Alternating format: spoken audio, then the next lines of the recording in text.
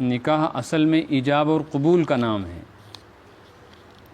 ایجاب کا مطلب ہے نکاح کی پیشکش کرنا، قبول کا مطلب ہے اس پیشکش کو، اس درخواست کو قبول کرنا۔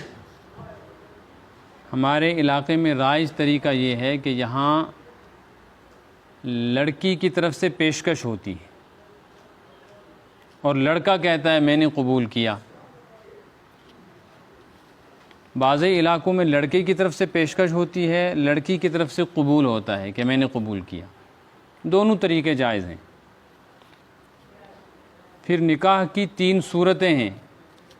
ایک صورت ہے ولایتاً، کہ لڑکا لڑکی دونوں کو پتہ ہی نہیں، دونوں کے والی وارث باپ یا دادا یا باپ دادا نہ ہو تو چاچا، جو شرعی وارث ہے، اس کو اپنے بچے اور بچی پر اتنا اعتماد بھروسہ ہے کہ وہ اگر ان کا نکاح کہیں کر دیں تو بچہ بچی اس کو قبول کر لے گا۔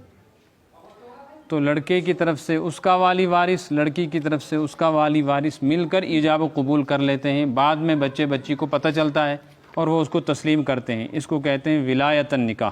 یہ طریقہ اب ختم ہو گیا ہے، اب کوئی اپنے ماں باپ کی مرضی پر نکاح کرنے کو تیار نہیں ہے۔ جب شرم حیا کا ماحول تھا تب نکاح عموماً ایسے ہی ہوا کرتے تھے، اور ان میں خیر و برکت بھی بہت تھی، اور پیار محبت بھی بہت زیادہ زوجین میں، میاں بیوی میں ہوتا تھا۔ دوسری صورت ہے اصالتاً نکاح۔ اصالتاً کا مطلب ہے لڑکا لڑکی خود ایک دوسرے سے ایجاب و قبول کریں اور وہاں گواہ موجود ہوں۔ اس کی بدترین شکل آج موجود ہے، وہ ہے کورٹ میرج۔ کورٹ میں جا کر لڑکا لڑکی بیان دیتے ہیں جج کے سامنے، اور ان کے بیان پر وکیلوں کی موجودگی میں کورٹ ان کے نکاح کو رجسٹر کر لیتا ہے، تسلیم کرتا ہے۔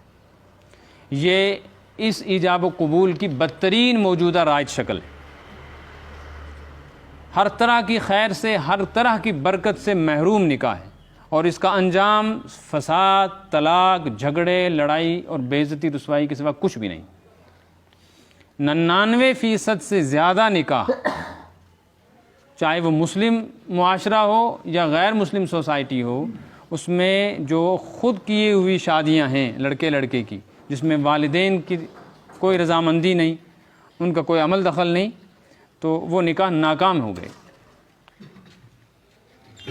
تیسری صورت ہے نکاح کی وکالتاً، کہ لڑکا بھی موجود نہیں، لڑکی بھی موجود نہیں، مگر ان دونوں نے اپنی طرف سے وکیلوں کو مجلس نکاح میں گواہوں کے ساتھ بھیج دیا ہے اور ان کو اختیار دیا ہے کہ فلاں جگہ ہمارا نکاح کر دو۔ تو ایجاب و قبول پھر وکیل آپس میں کرتے ہیں۔ یہ بات میں نے شاید پچھلی دفعہ بھی بتلائی تھی کہ جب کورٹ میں، عدالت میں جج کے سامنے 2 فریق جمع ہوتے ہیں تو ان دونوں کی طرف سے بات کون کرتا ہے؟ وکیل بات کرتا ہے۔ اختیار انہی کو دیا ہے دونوں گروپوں نے، دونوں جماعتوں نے، دونوں فریقوں نے، کہ ہمارا کیس تم لڑو۔ جج کا کام کیا ہوتا ہے؟ ہاں کر دے یا نہ کر دے، اس کے حق میں یا اس کے حق۔ اسی طرح مجلس نکاح میں جب 2 وکیل موجود ہیں اور دونوں وکیلوں کے ساتھ ان کے گواہ بھی موجود ہیں، تو ظاہر ہے لڑکی نے جس کو اجازت دی وہ تو اس کا وکیل ہے، وہ تو نکاح خان نہیں ہے، مولوی صاحب، مفتی صاحب، امام صاحب تو نہیں، پیر صاحب کو تو پتہ نہیں کیا ہوا۔ ایسے ہی لڑکے کی طرف سے اس کا وکیل اجازت لے کر آیا ہے، تو ایجاب و قبول کرنے کا اور الفاظ ایجاب و قبول کہنے کا حق کس کو ہوا؟ وکیل کو۔ آپ کا اور میرا کام تو صرف دعا کرنا ہے اور گواہ رہنا ہے۔ لیکن مسئلہ یہ ہے، یہ المیہ ہے، مسئلہ کیا ہے؟ المیہ ہے کہ ہمیں سب کچھ آتا ہے، شرعی چیزیں نہیں آتی۔ ہر جگہ ہم بات کر لیتے ہیں، ہر کام میں ہم آگے آگے ہیں، بلکہ اگر کوئی بڑا مسئلہ ہو تو پھر لوگ بعد میں کہتے ہیں میں کیا پرسدنا، مجھ سے کیوں نہیں پوچھا، میں کرتا یہ مسئلہ حل۔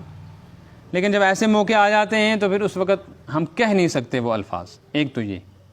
دوسری بڑی وجہ یہ ہے کہ اب برا نہیں منانا، ہو سکتا ہے آپ میں کوئی ہو، میں کسی ذات کو نہیں کہہ رہا ہوں، میں طبقے کو کہہ رہا ہوں، جس کو میں کہوں گا میرا طبقہ، جس کو آپ لوگ مولوی صاحب کہتے ہیں، پہلے ہمارے اس طبقے کو پیر صاحب کہا کرتے۔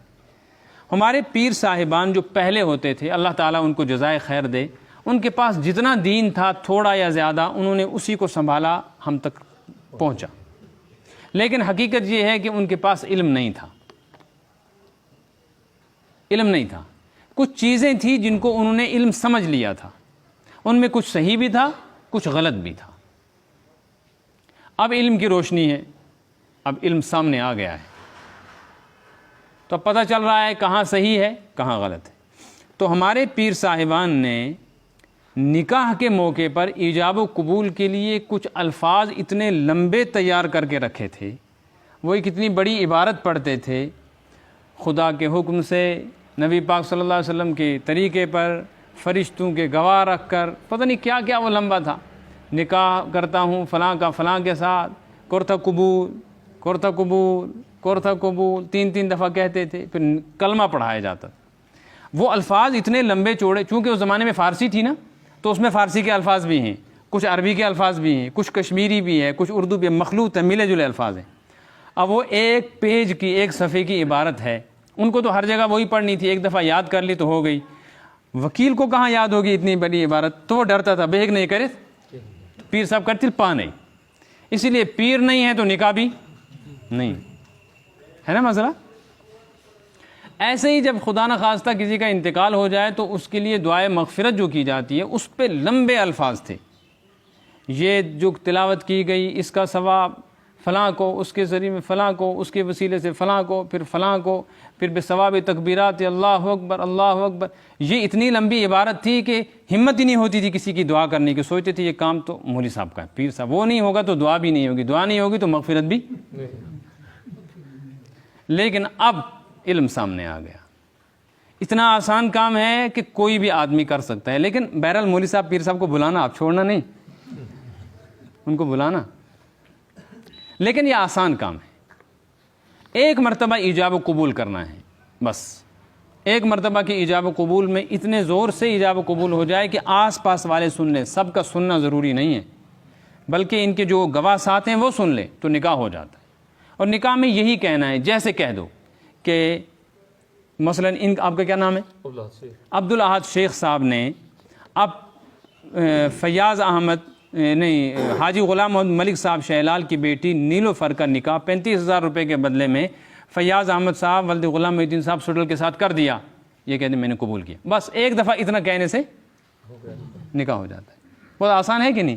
اچھا اس میں الفاظ آگے پیچھے ہو جائیں تو بھی کوئی حرج، یہ قرآن کی عبارت نہیں ہے. اس لیے کوشش کرنی چاہیے سیکھیں. ہر آدمی اپنی جگہ مولوی ہونا چاہیے. جب کسی کے لیے دعا کرنی ہے تو ہر آدمی کرے.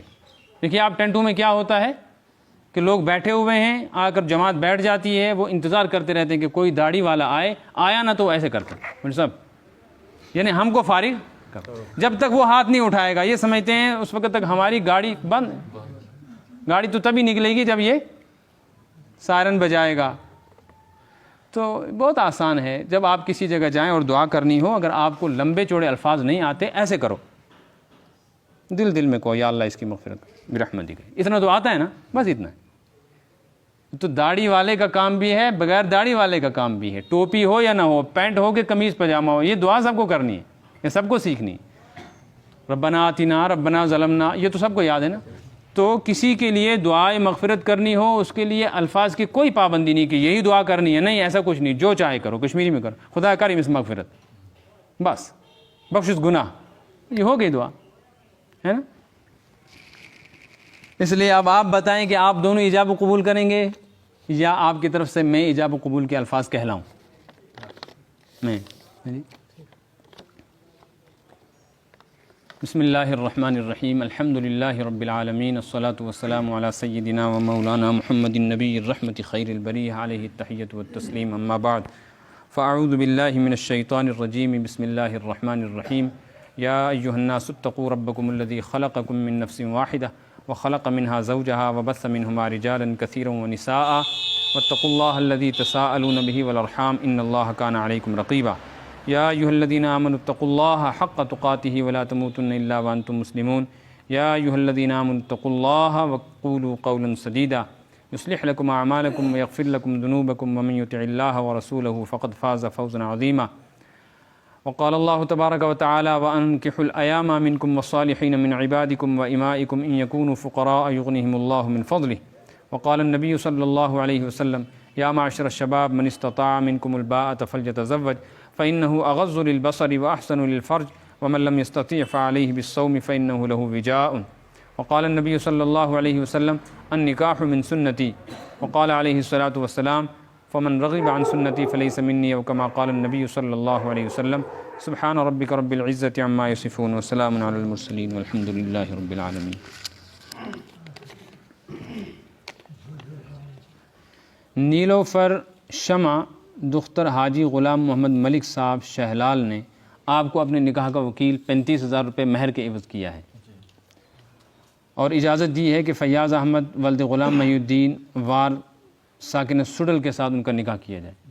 آپ نے ان سے اس نکاح کی اجازت لی, مہر کا ذکر کیا, دلہا کا نام بتایا, آپ دونوں گواہ ہیں, آپ کے سامنے ہوا.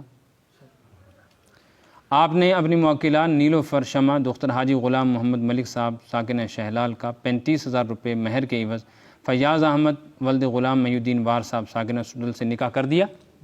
کہ یہ میں نے کر دیا, سن لیا آپ نے. آپ نے فیاض احمد صاحب سے نکاح کی اجازت لی ہے, مہر کا ذکر کیا, آپ دونوں اس کے گواہ ہیں. آپ نے فیاض احمد وار ولد غلام محی الدین وار ساکن سڈل کے عقد نکاح میں بحیثیت وکیل 35,000 روپے مہر کے عوض نیلوفر شمع دختر حاجی غلام محمد ملک صاحب ساکن شہلال کو قبول کیا. جی قبول کرتے ہیں. سن لیا آپ حضرات نے. اللہ اس نکاح کو قبول فرمائے, خیر و برکت نصیب فرمائے. یا اللہ اس نکاح کی مجلس میں خیر و برکت فرما, قبولیت کے فیصلے نصیب فرما. اے اللہ زوجین کو, لڑکے لڑکی کو ایک دوسرے کے لیے, ایک دوسرے کے گھر گرانے کے لیے رحمت کا, راحت کا, برکت کا ذریعہ بنا. تمام شرور سے ان کی حفاظت فرما, اولاد صالحہ نصیب فرما, دلوں کا جوڑ, مزاج کی ہم آہنگی اور مناسبت نصیب فرما. یا اللہ تمام شرور سے, حاسدوں کے حسد سے, ساحروں کے سحر سے, بد نظروں کی بد نظری سے, بدخواہوں کی بدخواہی سے, ہمسایوں اور رشتہ داروں کی شرارتوں سے اس جوڑے کی حفاظت فرما. ہر وہ خیر جو نکاح کے ساتھ جڑی ہوئی ہے ان کو عطا فرما. یا اللہ اس نکاح کی برکت سے ان تمام نکاحوں میں بھی برکت ڈال دے جن کے نکاح ہو گئے لیکن آپس میں جوڑ نہیں ہو سکا. یا اللہ ان کے توڑ کو جوڑ سے بدل دے, شقاق کو, نفاق کو, اختلاف کو اتفاق اور اتحاد سے بدل دے, انتشار اور افتراق کو ختم فرما دے.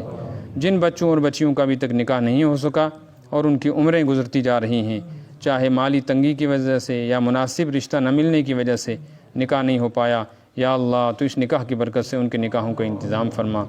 ماؤں, بہنوں, بیٹیوں کی عزت و عصمت کی حفاظت فرما, جوانوں کی جوانیوں کی حفاظت فرما, سکون کا ماحول نصیب فرما, گھروں میں سکون پیدا فرما. اپنے فضل و کرم سے ان دعاؤں کو قبول فرما. ربنا تقبل منا انک انت السمیع العلیم برحمتک یا ارحم الراحمین.